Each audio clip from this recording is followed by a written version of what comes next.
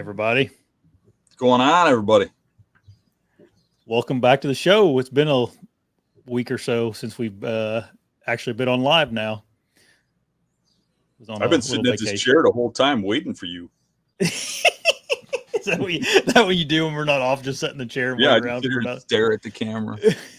Every now and then I check, and the only one on that's on as much as me is Zeke.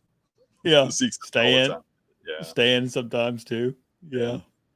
Oh, no, we were on vacation last week. That's why we didn't do an official live show. I had two pre-recorded ones up for everybody, which everybody seemed to like them both. So that was good. Yeah, I don't know. Me and Dan both are always a little bit leery about telling people we're going to be gone for a full week beforehand. So that's why I didn't really mention it much beforehand. But you guys, if you were on the show, you knew I was gone because I commented on that. That's why they were pre-recorded.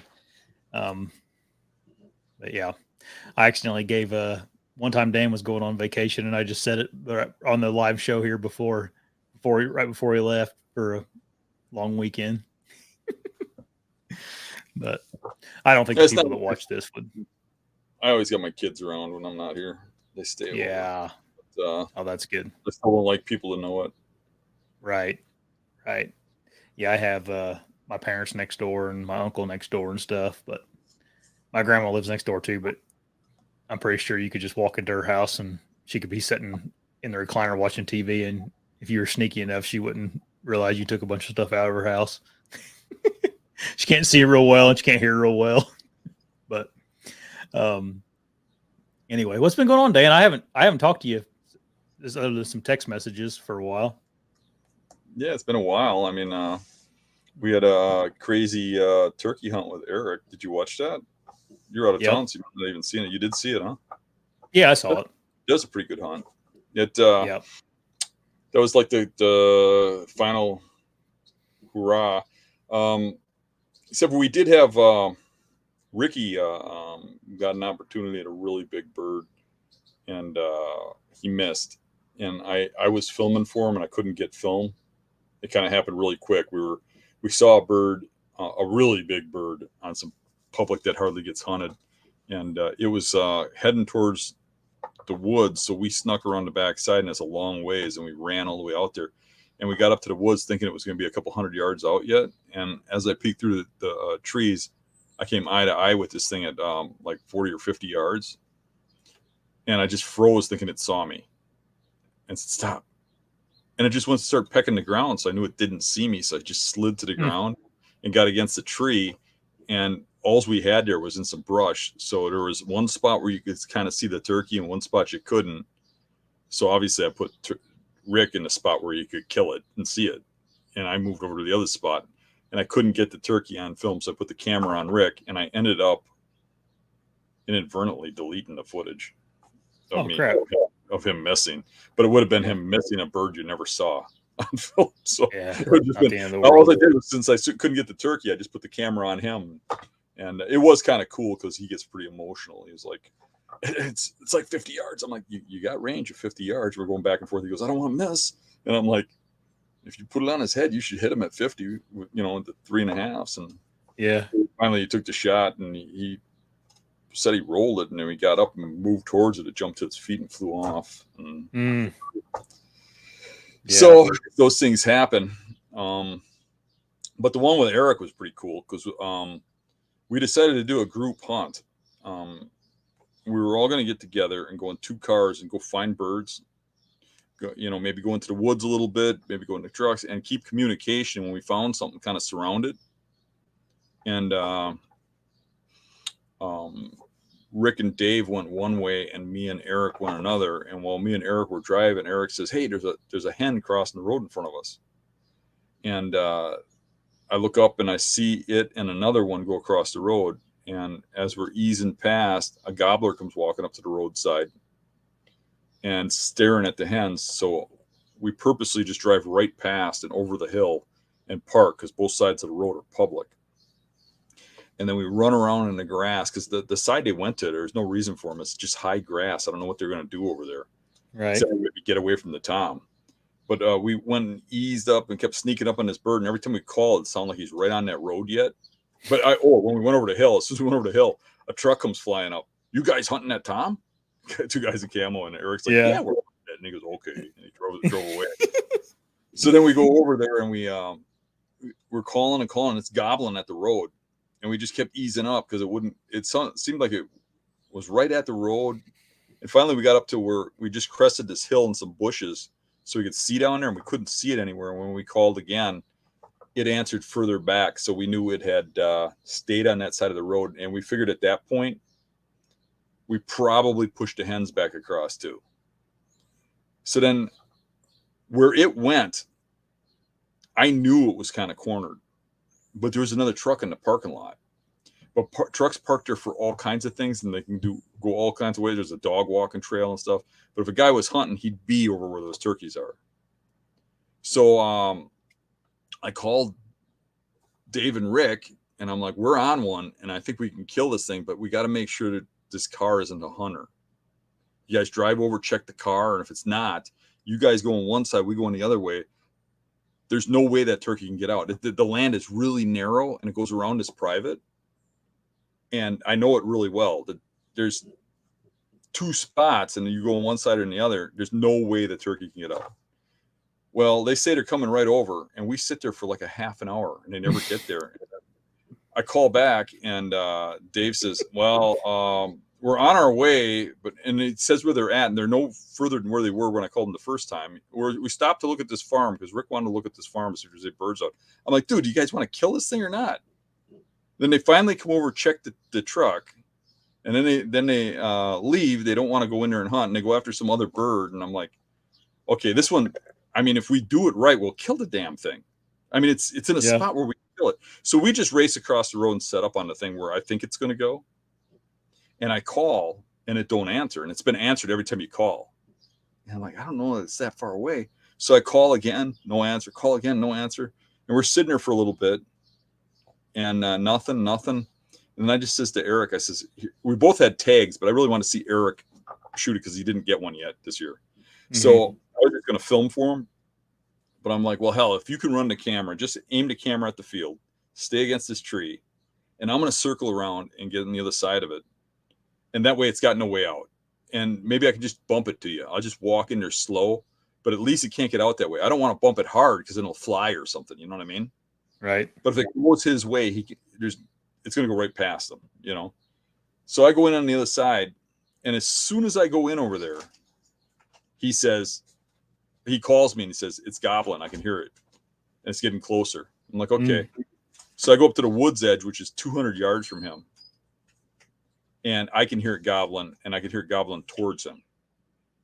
So then I just barely get in the woods, and I just sit back, and I don't want to call or anything because I don't want to distract it from him. And I just sat there until I heard boom. But it worked out despite everything else. But you got that one. And then the way that works, they've been moving so early because of the heat that as soon as that one was done, everything else was in the shade and gone. And so, but that was a really good hunt. It's up right now. It's what do we call that one? I can look real quick. It's Eric with his turkey is the thumbnail. Yeah. It's called. That might even be the last video. Nope. Yeah, it is. No Way Out. No Way Out. Yeah, because the bird had no way out. Yep. Yeah. There you go. That was a cool video. Yeah. Yep. Eric's a good dude too, so I'm glad he got one. Yeah, he was excited. Did you see him when he shot it? Oh yeah. It was great. Yep. I don't know. I don't have any cool stories. We were just on other than sitting on the beach a little bit and eating a bunch of ice cream. I think we ate ice cream every day while we were on vacation. So that was my excitement for the week. Huck's a big fan of strawberry ice cream. He got it every time we went to there's a little ice cream shop right outside our condo. We went there every evening and he got strawberry ice cream every single time. It's pretty funny. Me and Jamie went down to the river and he was casting a spinner, the big northern spinner. And his very first cast, he no more than hits the water and like the first reel, and he's says he's snagged and he's pulling the rod, and he goes, it's kind of pulling back. I think maybe there's a fish on there. I'm like, you'd know if there's a fish on there. And he's like, no, I think there's something on it. He goes, check it out once. So I take the rod from him and you just kind of feel it pulsing. And then all of a sudden just starts pulling drag. And I'm like, yeah, you got a fish, dude. And I hand him the rod back. And whatever he had on there, he had on for about 15 minutes and he never moved it. It just kept, it would pull drag real fast for a couple minutes, but it just swam wherever it wanted and he couldn't stop it or turn it around. And finally the hook pulled out and it got off. I have to think he snagged the carp, even though it's really hard to snag anything with a spinner. Right. But, I mean, it would have had to have been one hell of a pike. Yeah. That big. I have to think it was a carp, but that was a pretty cool experience. Yep. Did you guys catch anything else? Just some small bass. Yeah. We got out of there kind of fast. There was some 60-year-old woman down there drinking booze and smoking pot. Oh, really? We ended up leaving. It was kind of weird. Yeah, I keep thinking in my head I want to go fishing, but then I never do. Just go catch a mess of crappie and bluegill or something like that. I saw Jacob went. I don't know if he went bow fishing or just fishing, caught a bunch of carp. Oh, cool. But he's been quiet lately. I haven't heard much from Jacob lately. Oh, yeah, I saw it on Facebook or something, I think. But anyway, you want to talk about some of these news articles that we got going on tonight? Sounds good. Let's see here. Let me share my screen. All right. Let's get rid of this. We'll do this first one. Whoops. So we covered this a while back when it kind of first started happening. It was this corner crossing issue that was happening in Wyoming to some guys that lived in Missouri. Essentially went out there elk hunting and they hopped a corner, and the owner of this Elk Mountain Ranch was trying to sue the four hunters for an ungodly amount. There's a lot more information that came out on it after it was done. Yeah, he tried to sue him for millions. $7 million. He said they did $7 million worth of damage on his property and devalued it that much. Not damage on his property. They devalued it. Devalued it. Hunting his property and ruining the hunting. Yeah. I like these guys. Look at that. Look at that. Just a little side note here. That landowner is a billionaire. I didn't say million, billionaire. Yeah. So he's filthy rich, and he thinks he can just own that piece of public land, in my opinion. I think you're right. I think he thinks he owns the world, probably. Right. But yeah, I love this. Look at this ladder they welded up, Dan. It's like they almost made it just perfectly for this corner here. I think if you ask me, there should be a law that you can't even block that corner. If the land touches and you can walk across, you should be able to walk across. I do not think that the people who originally checkerboarded that ever thought that somebody would be able to lock people out of the public pieces. I don't think they believe that. I think that's why they checkerboarded it. I completely agree with you. I think the landowners are taking advantage of it. It's what's happening. And I just can't imagine being the type of person that would own that land and have it like that much public land behind you and like keeping people out of it in that manner, to where you're going to sue them if they try to go onto that public land that they themselves own, Some people are greedy. Oh yeah, I know. We got a piece of public property in Sullivan that I don't know if it still shows it, but it showed a legal access. Not necessarily what you call legal access, but there's city land that connected to the public land. So guys were taking that city land and walking the thin stretch that the city owned as an access to public land and hunting it. And the people that own the land around the outside of that went after them, and they must have a lot of pull because they got the DNR and the cops to go after them, and got people cited. And now they got no trespassing signs there on the city property to access that spot. Mm. I mean, that's just more of that. I think if it's public land, you should be able to use it. And it kind of ticked me off that the DNR didn't sell that piece of public land, but then sold the piece of public land that we have access to, and said, well, we had to sell something. And I'm like, well, the mandate was that they're supposed to sell anything that was, we had a mandate that was, they had to sell landlocked properties. For whatever reason, they're not selling that piece. And even though it has an access, they're blocking the access. I think it has to do with who owns the land beside it and around it. Right. Yeah. I know the article mentioned that, the hunter's attorney is pretty certain that they're going to expect an appeal on this, but sounds like you just think about what it's costing those guys to fight a $7 million case from this billionaire. Yeah.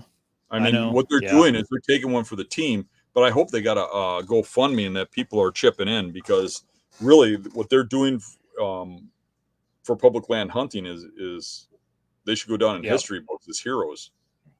Yeah. If I remember right, I think BHA out there raised a bunch of money for him. I believe. They ought to counter-sue that landowner for all the harassment they've gotten out of this. Yeah, I know. I almost think that there should be an easement between the checkered board pieces. Correct. Where you got so much area, whether it be 100 yards or whatever, to get over to the other. Now that we know that that's legal, the DNR ought to build a step ladder across the property there. Yeah, then you know exactly where you're supposed to be. Right. Or put some type of a guidance or fence of some sort, not a fence, but like post or something, to where you can stay between these posts and you're on, you're legal then. I don't know. It's crazy that, I mean, it's a big win for public land hunters in Wyoming for sure. It doesn't necessarily mean anything for other states, other than it kind of set a precedent, hopefully this leads right. to, so more people might get the balls in their states to do the same thing and then take it to court. Right. We should find out where this guy got his billions of dollars from, what business he owns, and pull a Budweiser on him. Yeah, right. Right. On him. Who knows? Obviously, it's a hunting ranch, so he probably is into hunting, and I don't know. And I think this is the kind of crap that that Matt Ranella gets fed up with. Steve Ranella's brother, that he's all up in arms about everything, is like this kind of stuff that happens to hunters, where we're just trying to do some guys just trying to do some elk hunting, and all of a sudden they're in court getting sued for $7 million because some jackwagon with too much money, can't stand someone being in the same air for 4 seconds that he's breathing, Right. I don't know. Those type of people drive me crazy, that think they're better than everybody else. We were in South Carolina, and I was Huck was he was being kind of ornery. We'd been in the car for like 9 hours, and we'd stopped at this, I don't know where we were, can't remember where we were, but to eat or something. And the freaking parking spots were real tiny, and so I had to like pull in, and then I kind of backed out to like straighten the car up, and some middle-aged prissy woman was walking down the parking lot, and she had to stop for like 3 seconds so I could back up and pull back in straight. And she rolled her eyes at me and was like doing this. And I'm like, are you so freaking good that you can't wait for 4 seconds for me to straighten my car up? Like, God. Everybody's got an attitude. Yeah, I know. It was probably this guy's wife. It never fails. Every time I have somebody like a road rage at me. Yeah. You're whipping the bird and screaming. The ones that get just irate. Yeah. Go by, they always got to coexist bumper sticker or just give peace a chance. I wonder, I stared at her for a minute and almost held her up more, and I almost wanted to roll my window down and be like, is everything all right? Like, is your life that bad where you have to get mad about me, straightening my car up? It's like, God. Probably don't want to pull that trigger on a liberal coexister. I don't know. But anyhow, that was one news story we wanted to update everybody on. And there was another one here. Dan sent me this one. I think a few other people actually sent it to me too. Gary sent it to me as well. Oh, really? Yeah. I found it on my news feed. Yeah. So there was this in Yellowstone, this guy, I assume it's this fella right here. Mm-hmm. He was sentenced for harassing Yellowstone, a bison calf. Sounds like the herd crossed this river right here, and the calf got left behind, and he was like kind of shooting it up to the road, and it was walking down the middle of the road and everything else. The article said that there was pictures of him pushing its butt to get it up the hill. He was trying to help it. Mm-hmm. Yeah. What did he get a fine? He got fined $500 and then $500 community service payment to the Yellowstone Forever Wildlife Protection Fund. Yeah, that's what I imagine. This fella here was probably just trying to, Yeah, they claimed they claimed they had to euthanize the calf. Yeah, because he humanized it, and then it was just running up to people jolly, which I don't buy. Yeah, I work with animals a lot. I don't buy that one bit. That one guy pushing its butt up the hill did that. I think it's a little bit of an overreach because they don't want people messing with the wildlife, so they're using this guy as an example when really he did nothing really wrong. He tried to help. It might have been a good moment for them to use it as an education thing to just say, hey, don't touch the wildlife. Yeah. What would they have done if they got a call that calf was stuck there and it couldn't get up the hill and the herd had left? I would be willing to bet $20 they came out there and they pushed its butt up the hill. Honestly. Yeah. I mean, even if something gets a little humanized, it's easy to unhumanize it with some, rubber bullets or something. That's just ridiculous. It is. Yeah. Maybe I got a little chip on my shoulder because when I was a kid, I think I was 9 or 10 years old, and I was working for my neighbor, the farmer, and we had to bale hay, and I ran the crew. I got other kids to come help, and we were running the tractor through the field and getting the last bales, and it was after dark. Or no, I take that back. It was during the day, and a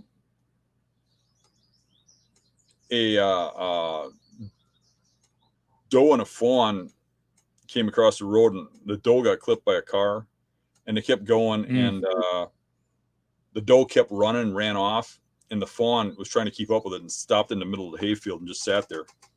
And when it got dark and we were done with the hay, we kept watching this thing the whole time, and we'd leave for a long time, come back, and it was still there. And after dark, like it was like 10 or 11 o'clock at night, me and the farmer went over with his Jeep, and we spotlighted it, and the fawn was still there with no doe anywhere. And you could see through the fields for like a mile. And the doe was nowhere in sight. We don't know if it was dead from the car or whatever. And it was surrounded by coyotes. And he says, oh, we can't leave this thing here. We got to do something. And he had a little kid in his house and a dog. And he's like, can you just take that over to your house, and in the morning we'll call the DNR? I said, sure. So I went over and got it, and I carried it across the road, and somebody had seen me, like in a car, or I have no idea, but somebody had seen me. So I go to the house, and in the morning we're supposed to call the DNR. The farmer said he was going to. So I wake up, like 9 o'clock in the morning or something. It's daylight. Somebody pounding on the door, and my mom says, hey, there's a game warden here. So I'm like, oh yeah, the farmer probably called him to get the fawn. So I go to the door. I'm like, you here for the fawn? He goes, yeah. So I give him the fawn. And he's like, well, you're going to be cited for animal harassment. And I'm like, what? And he's like, yeah, you just went over, and you can't have a fawn for a pet. And I'm like, it's not a pet. I said, didn't the farmer call you? He goes, nobody called. He says, I had a complaint that you took this thing, somebody saw you carry it across the road. And I'm like, well, you need to talk to the farmer because this is what happened. And I told him the story. And he said, if the farmer's story matches yours, he says, I'm going to go over there right now. He says, you won't get a ticket. If it doesn't, you're getting a ticket. And he leaves. So later that day, I stopped by the farm and I talked to the farmer, and he says he was home all day and that guy, the warden, never came over. So like a week goes by and I get a fine in the mail for $200, which if you're talking back in the 70s, that's a lot of money, especially for a kid. That'd be the equivalent of like maybe $750 now. I mean, the farmer says, well, screw that. We're taking this to court. He goes, I'll go with you. So we went to court, and the judge calls us up there, and he asked the warden, and they had like a lawyer guy. I don't know if it's somebody from the DNR or if it's an actual lawyer, but they had a guy representing the warden, and they said their case, and then they asked for what happened out of me, and I started explaining it. And remember, I'm like 9 or 10 years old, and I said, well, this is what happened. I told him the story, and then the farmer would butt in and tell his side of the story. And then I said, and he said that he would, and the guy just starts screaming at me right in the courtroom. You don't point a finger at me. And I'm like, telling a story. You know, I have to point out the person. You know, he's just screaming at me. Yeah. And the judge says, calm down here.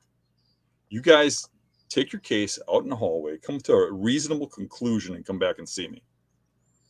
So we go out in the hallway, and he goes, here's the deal. You pay your fine, and that's it. I'm not giving you any breaks. You know, you can't just take fawns out of the wild. So we go back in there, and the judge says, well, did you guys come to a conclusion? I said, he said he won't budge an inch. That's what he wants. And the judge says, well, I kind of commend you for trying to help the wildlife and stuff. He goes, yeah, it's against the law. He says, but I don't know that I'd have done anything different. And he says, I'm glad you brought the farmer, because otherwise I might not believe your story. And I gave him the phone numbers of all the kids that were there working too when this went on too.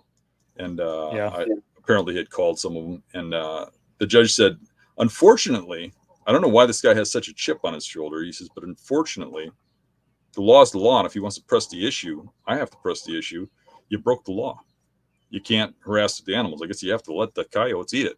He goes, they got to eat too, I guess. And he goes, but I'd have probably done the same thing, fine or not. And he said, but even though I have to find you guilty, it's up to me to decide the fine. He goes, no, the lowest I can make it is $5. And he says, and that's what I'm charging you, $5. Oh, nice. And the farmer said, I'll pay that. Yeah. And that warden was just livid. I mean, good. Yeah. Not everybody, you know, just because he's a warden doesn't mean he's a good guy. There's not everybody in law enforcement is good, unfortunately, but there's bad people everywhere in the world, you know? Yeah. Most people are good. I mean, most wardens or cops or whatever will give you good judgment. If you're a good person, they'll look at that. I mean, you still got to follow laws, but I mean, they don't have to be total wieners, right? Right. If you're trying to do something honest and. Yeah. And I think in this case, that guy was trying to help that calf. And I don't think he should have been treated the way he was. Right. Yeah. You can even see like the look on his face. He, in the picture here in the middle, he just seems like he's kind of worried about it and trying to get it up to safety or keep it from drowning in the river or whatever he's trying to do. I don't think he was doing anything. How many Yellowstone videos and pictures do we have to see of people taking selfies with dangerous bull elks and right, taking selfies going over and they're not getting fined? There's just a warning sign that you're recommended not to do that. But this guy tries to save an animal. Yeah, look at him, you know. Yeah, it's just it's ridiculous. I mean, if he did that anywhere other than Yellowstone, nobody'd care. They'd be like, okay, cool. Yeah, I don't know. And like, I wonder what would happen if they just found it on their own. You know, would they have rescued it and rehabilitated it and done the all same that thing? stuff? They went over there and pushed its butt up the hill. I guarantee it.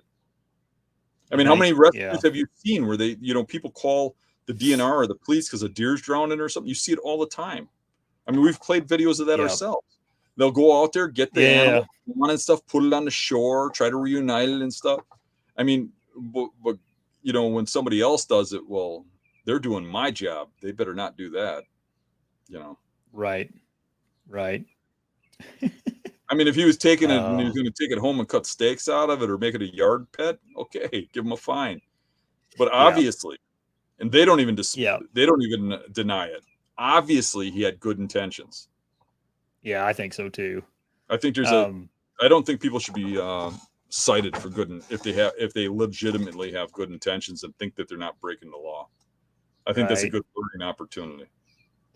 Yeah. And then like it's a typical headline too, is like man sentenced for harassing Yellowstone bison calf, and it kind of in my mind before I read the article, I was like, golly, what was he doing to it? You know, was he doing something bad to it or like throwing rocks at it or something? You know, it's like no, he's just trying to get it to safety. It sounds like, but yeah, I don't know. I mean, who knows what would have happened if he just let it go? I mean, but it probably would just drown in the river, honestly.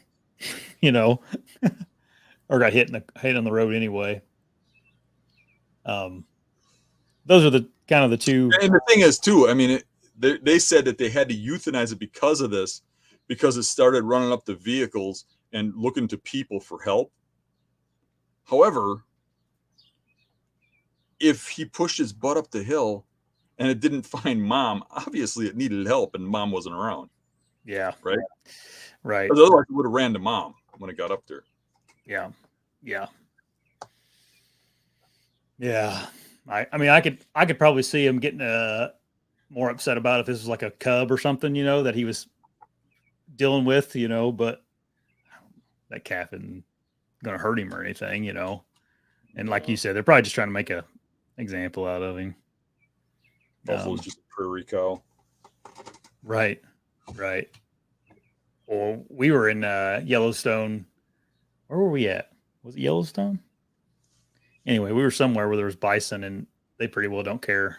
I mean, it is like cattle just walking around out there. I mean, we got up in the morning, walk out of the tent. There was one like just feeding like 30 yards from our, without a care in the world, you know. Right. Drive down the road, they're just eating in the ditch, and you can stop and watch them eat, and they don't even look up at you. Really. Something else I was going to do tonight is announce the ASIO Gear giveaway winner. We haven't had a live since June 1st when that kind of went away. And before the show here, I did the random subscriber picker, and I made sure they were subscribed to the Hunting Beast 2. And the winner was Mike Mitchell. I reached out to him already, so hopefully he gets my my message and gets back to me. If he doesn't by Thursday, we'll pick a different one. But so congratulations, Mike. I think I've seen him on here from time to time. I don't know if he's on here tonight, but if you are, Mike, just shoot me an email. You'll see the message on your YouTube. So congrats, Mike. I'm a little ticked that I didn't win, but you're runner up.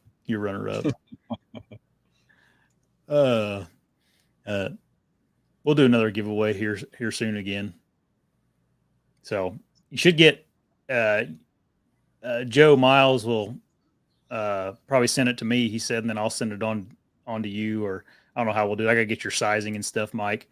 But yeah, you'll get all those early season garments from ASIO Gear. It's about a $320 value or something like that. So congrats, man. Thanks for subscribing to both the channels and all that too. I think Mike's been subscribed for a while, according to YouTube, it looked like. So it's nice that someone that's been around for a while won it.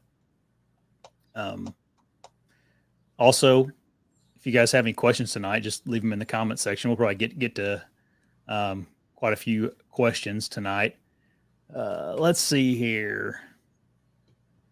You want to get some questions, Dan, or anything else you want to talk about? I think maybe offline we'll talk about how to give my bow away. Yep. If you're wanting to do that. That's up to you. It's not my bow. Yeah, let's do it. Let's give it away. Let's see here. Oh, Travis Workman, thanks for joining the membership program. If you guys notice, if you weren't on the last show or the last live we did, we activated the membership program here. So if you guys see people in green or using some funny emojis. That's the membership program. You're more than welcome to join. Doesn't really change anything other than you can use some cool stuff like Zeke does and Photo Bob and all that. Tim, Gary's on tonight. Gary is he's not a member. Can you believe that?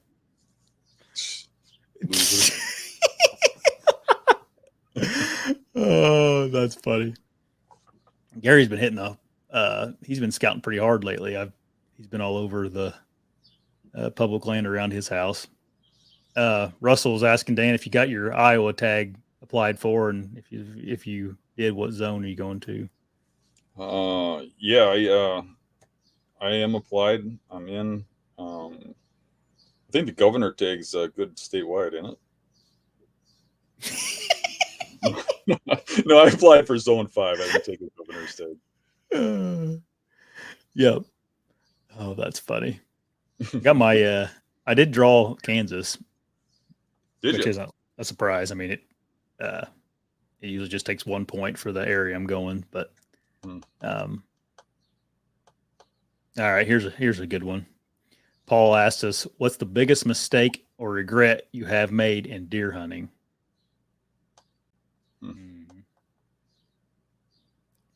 I don't know if I have many, like if you're just talking about like deer hunting, like regrets per se, like, you know, I've made, 1.5 million mistakes, but they're all, were probably essential for learning and whatnot. My biggest regrets are probably deer I passed. Yeah. I can think of a really wide 4-pointer. And when I say 4-pointer, I mean a mature deer that just had a fork on both sides, but yeah, this is like 5 inches, like 20 inches wide. Just a monster 4-pointer that I was probably about 18 or 20. And wanted to get a real high scoring buck. And I ended up shooting a 125-inch buck or something like that, or just barely Pope and Young.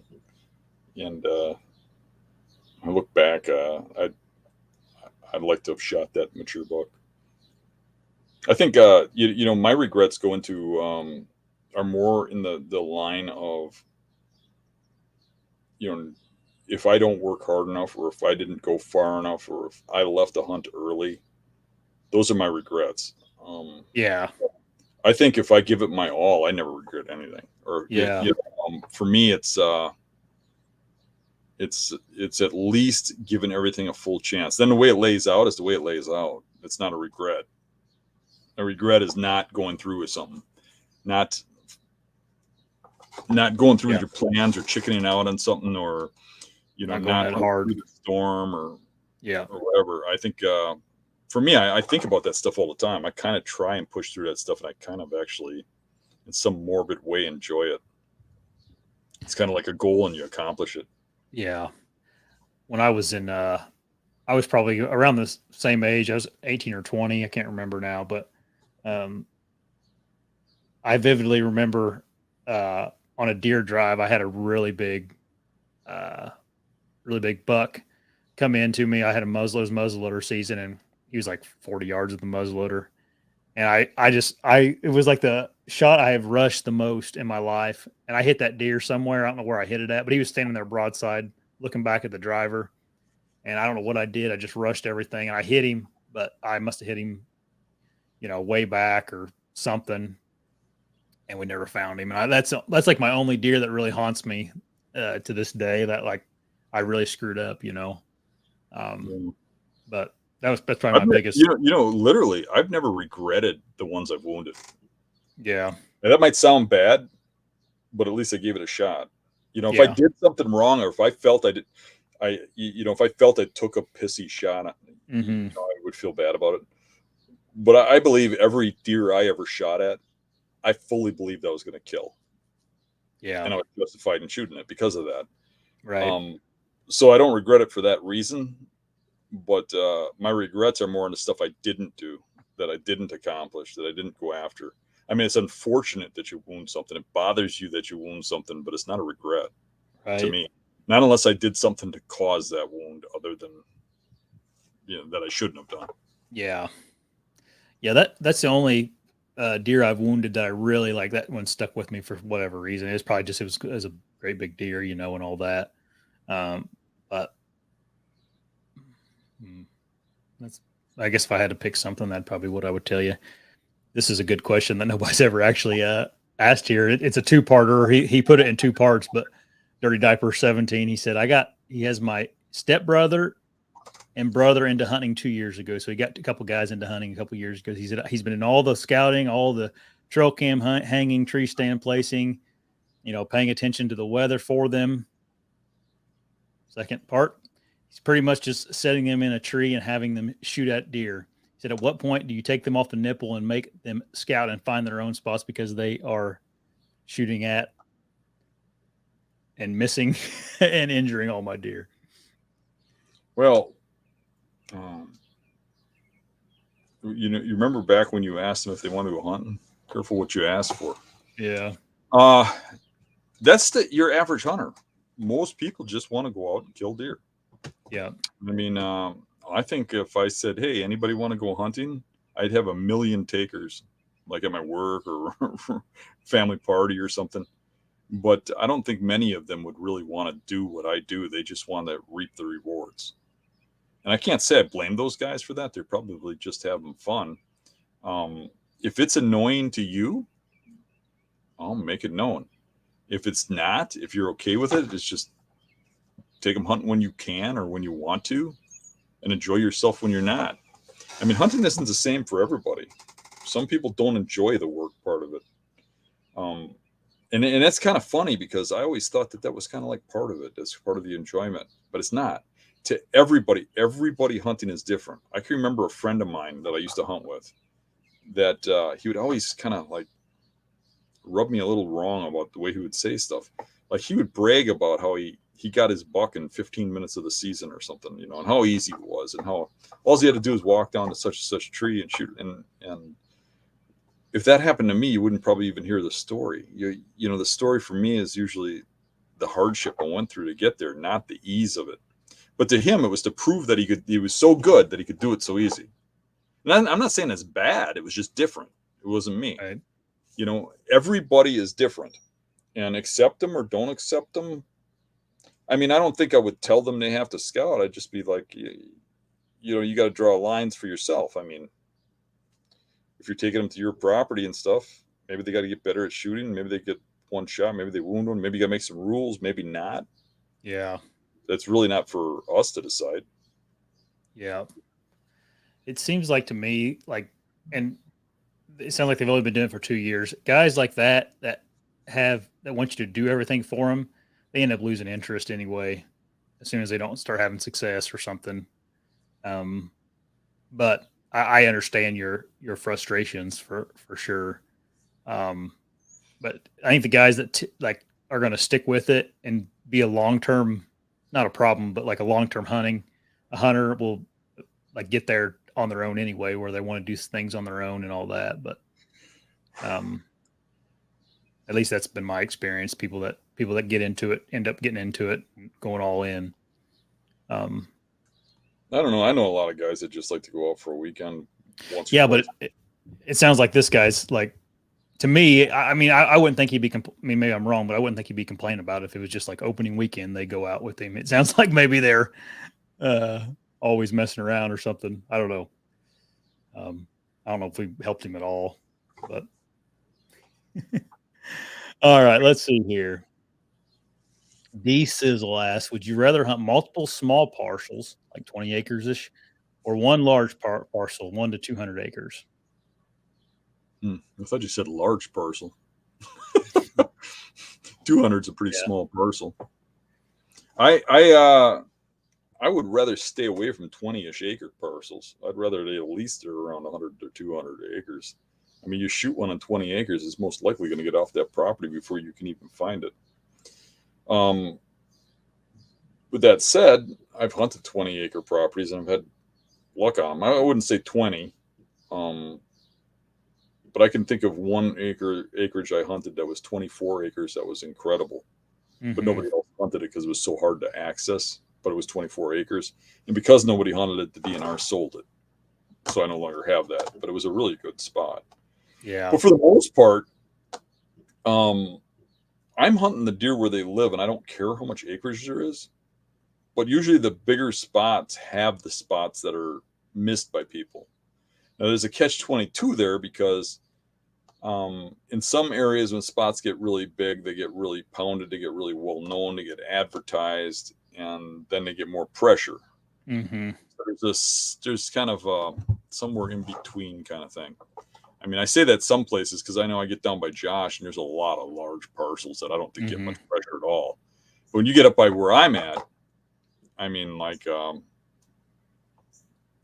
Vernon Marsh or Rome Pond or Horicon Marsh. I mean, those are advertised. You ask the DNR, I'm coming to the state, where should I hunt? They'll point at those properties because they got parking lots and access and toilets for you and stuff because they think that's what people need. And those places will just get pounded with people. But I'm just looking for the little piece where that deer lives. It does not matter how many acres it is. It matters, can it hold a real big buck and is it overlooked? It's harder to find an overlooked piece of 40 acres than it is of 400. Because the 40 acres, if somebody goes and scouts that, they're probably going to look at every inch. But if they look at 400, they're going to miss some spots because their mind is programmed to look for certain things. So I'm usually going to find what I'm looking for on larger properties. Yep. For you?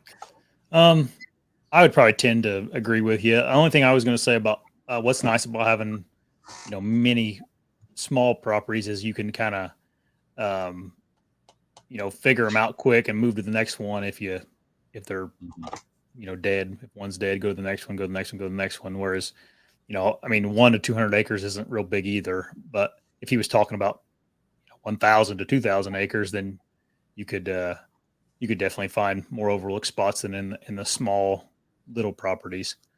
And it also, go ahead. Another thing about those smaller properties is it's really hard to hunt down a particular deer. I mean, you might have a spot where you can kill a nice deer. Right. But me particularly, I like to hunt certain deer so that I'm on to mature animals. Yeah. And if you got 20 acres, I mean, you might have one little bedding area, one little spot, one little punch you can get in there. And then what do you do? Yeah. We're on a bigger property. I can keep hopping around and hunt down a big animal. Right. Yeah, for sure. I'd hunt both of them if I were you. D-Sizzle. Hunt them all. Zeke has a good idea. He says for your bow, if I'm assuming he's talking about your bow giveaway, you should pick 10 names and then pin them to the target. And the closest name to Dan's arrow wins the bow, and then video it. Yeah. We would draw 10 names out of the names and then do that. Yeah, that's what he meant. We could do more than 10, though. We could probably do probably put like 100 of them on a piece of paper. Yeah. And put then it on shoot the target, and whichever name the arrow hits. Just copy and paste a bunch of them on a 8x10 sheet of paper. Yeah. That's actually, I like that idea. I do too. That'd be pretty fun. You could just zoom in on the camera on the piece of paper and shoot your bow, and we could just print it with all the names on it. Yeah. There you go, Zeke. Maybe you'll see that here at the end of the month or whenever Dan decides to give it away. All right. Yeah, that's a good idea. Travis, thanks for joining the membership, man. I had a question. It's like for me, he says, if I come to Ohio to hunt this year, would you be interested in having a local join you and give you a few tips on how to hunt like a beast? Maybe. Depends on where you live and all that kind of stuff, Travis. I'm not opposed to hunting with someone, though. All right. Philip the Wise asked, Dana, are you going to do any bow fishing or regular fishing before season starts? What's that? Are you going to do any fishing or bow fishing before season starts? Yeah, I've done a little already, but not much. I'm planning on getting out and doing a little bit of bow fishing. It's kind of hard to find the time, but me and Eric have been wanting to get out and do that a little bit. There's some carp running right now, so I got to get on that. I hunt a little different, obviously, if you've seen the bow fishing video that we just put up. Did We haven't talked since we put that up, did we? I don't think so. Nope. No. Carpo Bell? The Taco Bell or whatever it's called. The Carpo Bell. Carpo Bell, yeah. It's actually a pretty damn good video. Did you watch it? It's yeah. It's entertaining because we don't do carp fishing like other people. I can't stand being in a boat. I like going in after them. Yeah. I'm wading through swamps, wading through flooded timber, going through rapids with bows and stuff. And I mean, it's just that video is really cool. I mean, and I think we were going to name that video 101 Ways to Kill a Carp because we kill them in there with slingshots and spears and hand catch them, and hand grenades and missile launchers. But I noticed how many times I refer to eating carpos that I thought that'd be a good video. Yeah, it was. That's a good video. Yeah, we plan on getting out and doing some carp shooting. Yep. Might even do like a group, if I can swing it and find the time, a group charter fishing on Lake Michigan. I was thinking about inviting you up, maybe take Eric and the guys that film with us, and just go for like 4 or 5 hours or something and catch some salmon. Those charters are pretty fun. Yeah, they're not too expensive either, are they? No, I'd pay for it for all this crap you guys do for me. Yeah, that'd be fun. Maybe we do a little scouting too one day or something. Like a group scout or. I liked your guys's. I didn't mention it while you're telling the story, but your team turkey hunt. It almost felt like a turkey drive or something you guys were putting on, but it's a very unique way of going about turkey hunting, you know. Yep.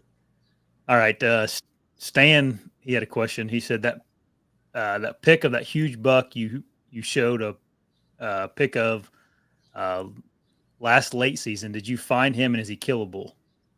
Yes. Jacob, did Jacob find the shed to it too? Jacob found one of the sheds, but not from last year. He found a shed from the year before. And I did do some scouting. I found where that thing's living, where it's coming from. I backtracked it from where I was getting pictures and from where I know a neighbor was getting pictures and stuff. And I got where he's living, where he's moving, how he's accessing, coming through. And if he's on the same plan this year as he was last year, I should be on him. I actually think he wasn't that old of a deer last year too, because he was new to the area. So I don't think he was that big the year before that he was that noticeable. And just if you look at the pictures, you can see bumps where the two more points are coming in. So he might be a 12 frame this year. So I was out. That's a lot of inches. I was out looking the other day, and I did see pretty good tracks on the trails coming out of that bedding area where he was early season last year, where I think he's summering. So I think he might be in there now. So I am going to put out a camera pretty soon, but I might lay a little low on how much I talk about that buck. Sure. I might talk more about it when I shoot him. Yep. I do got a very aggressive neighbor that might even be watching right now. So I'm kind of quiet about how much I say. Yeah. I think if you watch the Hunting Beast, you know about it a little bit, you know. Right. All right. Robert asked, do we ever do all day sits? I've only done like I'll sit there all day and just eat donuts. Yeah, I don't usually make it all day. I usually end up getting down around 11:30 or so and repositioning or something. But the whole idea of all day sits is kind of I hate to say this too loudly because I'll get some heat, but stupid. You hunt where deer move at certain times. So you know, like in the mornings in hill country, you see them low. In the evenings, you see them high if you're hunting funnels. I know that they go back to bedding in the morning, and then they get up later in the morning and they move again. So I like to get down towards that bedding where they're going to go to in the morning. Then I get, later in the morning, I'll go to the cruise areas. In the evenings, I'll go back towards the bedding, the mature buck bedding, adjacent to doe bedding. So if I'm going to hunt all day, I'm going to move a few times, generally. It's not too often I'd sit the same spot all day. The only way I would sit the same spot all day is if it's a spot where it's really difficult to get into. Yeah. And I can get into there in the cover of darkness. But if I try getting down, I'm going to screw it. Then I might sit there all day thinking I have an evening shot if I stay the whole day. But otherwise, I don't. Yeah. I've said all day a few times, like I said, but I don't know. Me too, but it's special circumstances. That's a rough. Yeah. Yep. All right. Let's see here. We need to hire Zeke to be our consultant on good ideas for things to do. Yeah. Yeah. I saw a video with Zeke today. Yeah. They put a video up. I haven't been watching his videos. Zeke's first tag. Yeah. So if you guys want to see some more videos, Zeke has got some. All right. Cheney Farms asks, when hunting beaver ponds, would you walk the whole edge or go straight to the island first? Hunting or scouting? I don't know. Probably hunting. So I'm guessing if he's talking hunting, I'm going to kind of look at a map and I'm going to try and figure out where to go. And I'm going to try and go at it stealthy and look for the trails coming in and out of there and try to hunt where they come in and out. Preferably if I'm hunting and I pre-scouted it, but that ain't always the case when we go on road trips and stuff or new areas or we stumble into something. Then I'm looking at a map. I'm trying to figure out where they're bedding. And I'm trying to zoom in and see trails. If I see an island, I think they're on the island, I might make a move for that. But I might just circle the whole thing first and see what's coming in and out of there trail-wise. And I might try one of those trails first and maybe the next day move in for the island. But if I'm getting too close, I'll go in for the gusto right away. There you go. All right. Photo Bob asked, he says he has a buck bedding area on a grown-up island. It's surrounded by doe bedding. He said almost impossible to set up without blowing up the doe bedding. Should I worry about that and back off or go in for it? I mean, can you back off to the point where you're still close? If so, I would probably be back enough that you're not blowing all the does out of there, but you can still maybe let some of them pass and the buck come by. If not, I mean, it doesn't hurt you to blow them out of there and give it a shot because otherwise he's just going to stay there forever. I know I personally have kicked plenty of deer right through the bedding area going in to set up, and 2 hours later the buck gets up and walks right past me. So I've also had the buck get up and run with him out of there. So it's not something you want to do, spook them, but it's not necessarily the end of the world either. Right. Let's see here. Brett asked, how do you feel about the 10-2 play? So going into staying at 10 and leaving at 2. Yeah, I'm not too interested in that. I'm usually hunting them at the bedding. So when I hunt those hours and when I get noon action and midday action, which I've seen a lot, especially in rut, you see a lot of that. For me, it's rarely been big bucks. When it is big bucks, it's usually when I'm in the North Woods for some reason. But any place where there's any kind of pressure, it just seems like it's your middle-aged deer, like the 2 and 3 year olds that are doing all that midday cruising. It's not that I wouldn't shoot one of those, but the majority of the mature bucks I get, I'm shooting at the edge of darkness right at their bedding. Whether it's morning or evening, it's at the edge of the darkness and it's at their bedding. Even in rut, I mean, I'm not getting them to just run around crazy. It's not to say they don't do that sometimes, but that's once or twice a year. You got to hit the day right, be in the right spot or whatever. And I'm trying to target certain individual animals. Yeah. So 10-2 might be okay for a guy trying to get lucky. Mm-hmm. Let's see here. Alan asks if we would ever do a public land challenge again. Oh, I'm up for one. How about you? Yep, we for sure would. The offer comes through, we'll go for sure. And we do our own challenges too. So we'll be doing a challenge at some point and inviting some group with us. Yep. Yeah, me and Dan were already talking about that a couple weeks ago about what we're going to do and all that. So, Global or Brad Crook, our buddy, he does all day sits, and he does, dude. That guy is the most patient person in a tree stand I've ever met. You know, I get a lot of heat for not doing all day sits on like road trips, like when we did public land challenges, and it's like you realize we're going to some place we've never been before, and they surprise us on where we're going, and we haven't scouted there. So you're going to go sit in a tree and not scout at all? You're just going to climb the first tree you see and never walk around? So you got to have some scout time. Yeah. But I will say this. I mean, if you got nothing else going and you know where you want to sit, I mean, it ain't hurting you to sit in that tree all day. Yeah. Yeah, it's true. Well, that's what, Brad, he's got a lot, he scouts a lot down here. So it's not like he's going in blind anywhere, but you know, I will say something on that though.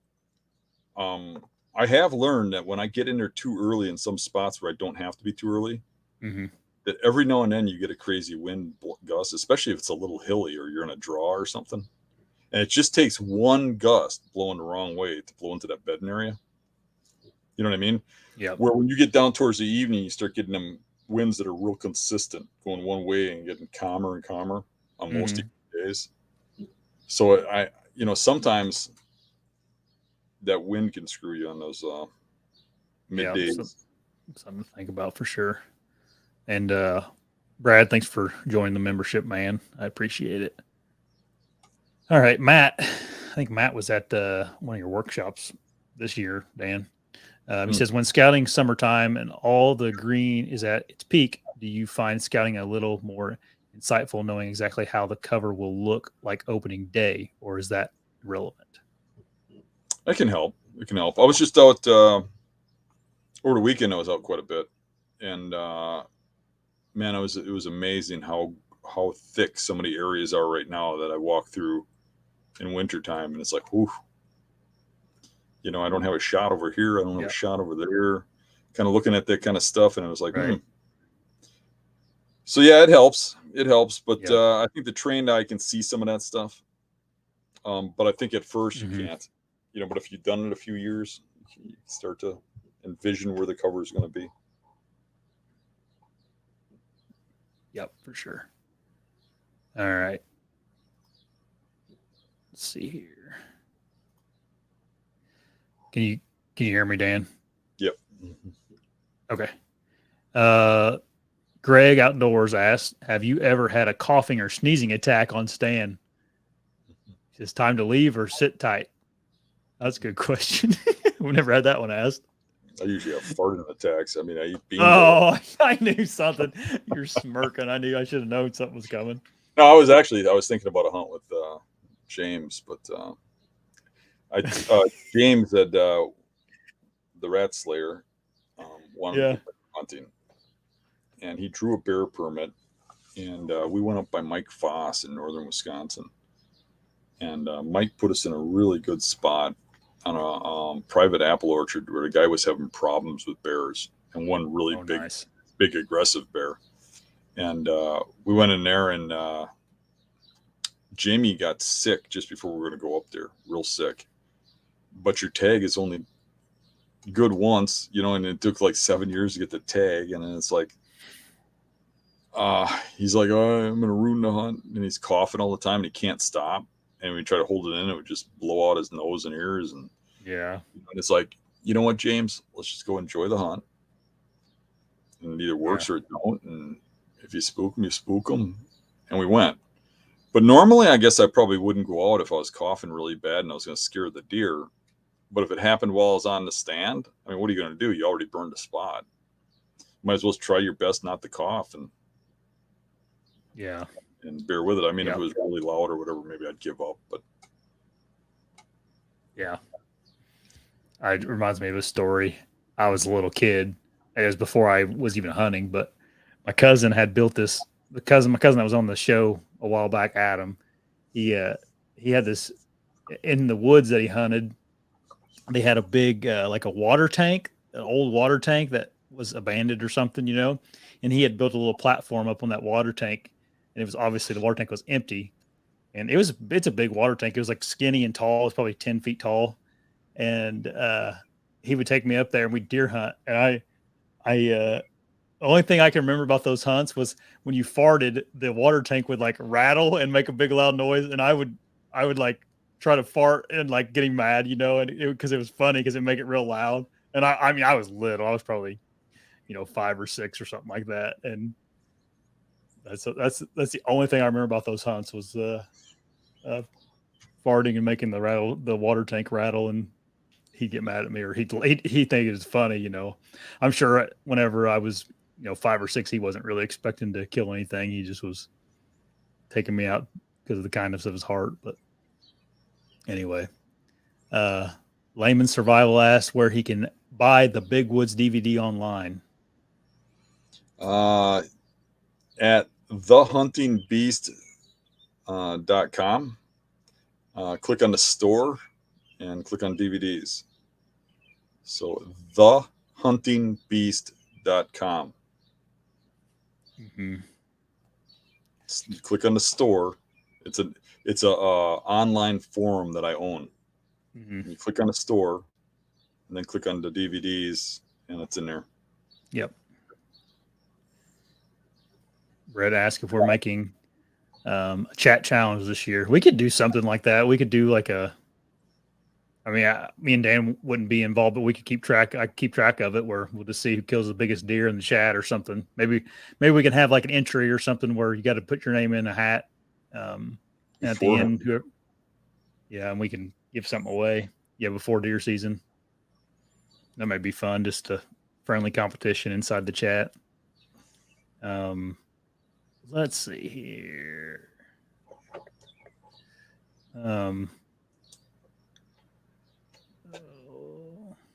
Okay. Aaron asked, he's in the upper Midwest. He says, when do you think bucks shift from food focus to doe focus bedding? And when does that shift generally happen? I would say it's kind of a gradual shift, and I think it's it's region dependent. But like around where I'm at in Wisconsin, I think that starts happening probably the second to third week of October. But I think if you got down by like Josh there, I bet you it would be like 2 weeks later than that, like probably start of November, the first week of November or something like that. They'd start shifting that way. Yeah. Do you agree with that? Yeah, I think it shifts no matter where you're, depending on where you're at. Even different regions of a state, it shifts. That's why I always laugh at like those rut guides and stuff. The rut is the same time every year. Mm-hmm.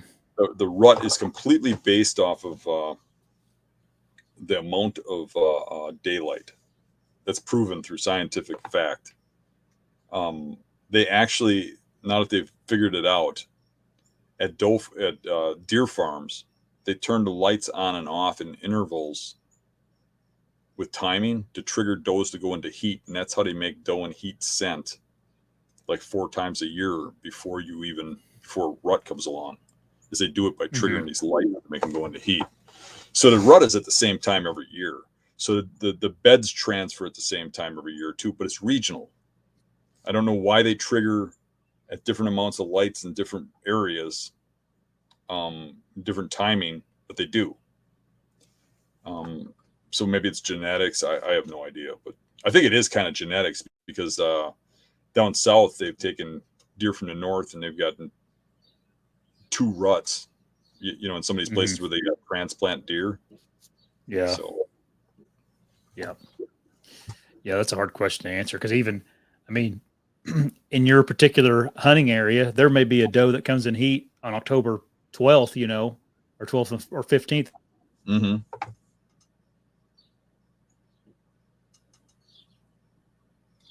We lost Josh.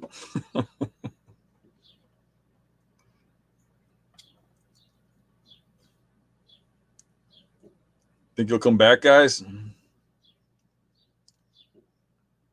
Maybe he's really frozen like that. You okay? You have a stroke or something over there? And there may be a few. Am I back now? Now you're back. There you go. Sorry. My internet's been screwing up the whole freaking time we've been on tonight. Yeah, you've been locking up over here and there. Sorry, everybody. I thought I was going to have to tell stories about cats or something. That's Dan's like default if something goes haywire. Okay, onward. We'll do a couple more and then we'll get off here before I lose my internet again. I don't know, this piece of crap T-Mobile internet used to be good and it's starting to fade away, but I'll figure it out. All right. Matt had a question for us. He said, if you could hunt anything other than deer or bear, what would it be? Moose. Moose Without hesitation. is a good one. Yep.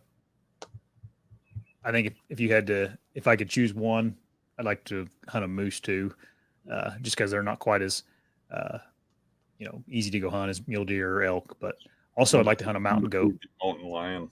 I'd like to do a mountain lion. Yeah, that'd be cool, but it's not up there on my top list. I don't think mountain goat would be. Yeah, mountain goat would be one I'd like to go after as well. It's like hunting a neighbor's kitten cat. Yeah. Mountain goat. Let's see here. I turn the quality of my camera down and see if that helps any. All right, let's do another one here. Zach asks, how many cameras did we run during the summer? I think Josh runs a lot more than I do. I haven't really ran many at all. I used to when I was younger. I probably run. But I'm planning on running more now. I am getting a lot of them prepped up and ready. I'm gonna put more of them out this year. But generally, I've been old school scouting. But the cameras certainly help. Yeah. For those that want to use that technology, and Josh uses them quite a bit.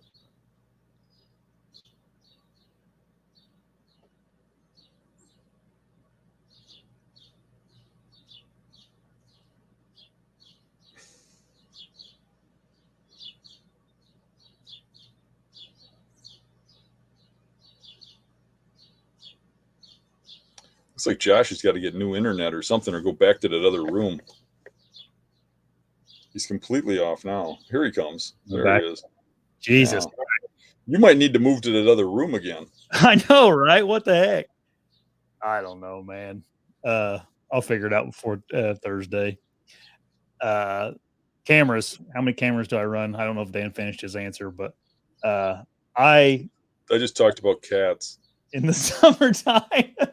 In the summertime, I still run quite a few. I have I don't know how many out I have right now. I probably have like a dozen out right now. And then, I'll add a few more. I don't have any cell cameras out right now at all, but, yeah. Yeah, I need to get a booster. You're completely right, Brett. I can say that when I was down by you, every place I went and scouted, when I tell you where I was at, you'd be like, "Oh, I got a camera there. Go check it." Yeah. I run a bunch of regular card cameras and go pick them up at the end of season. But I don't know. I probably have, maybe I have more than that out now, but quite a few.